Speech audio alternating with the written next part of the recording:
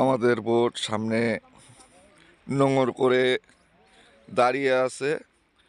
এটা হচ্ছে সুন্দরবন বালিচর।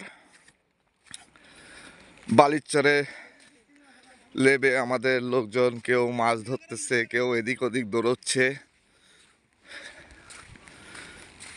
সবাই এনজয় করছে।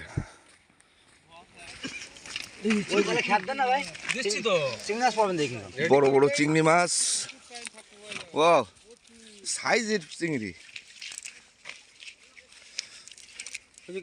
আপনি একটু পরে আসেন এখানে, আপনার ওই জামা পুরে এখানে আসলে আপনার, হ্যাঁ চোরাবালি বালি, আমি আছি এখানে, সমস্যা নেই। সমুদ্রের ডাক,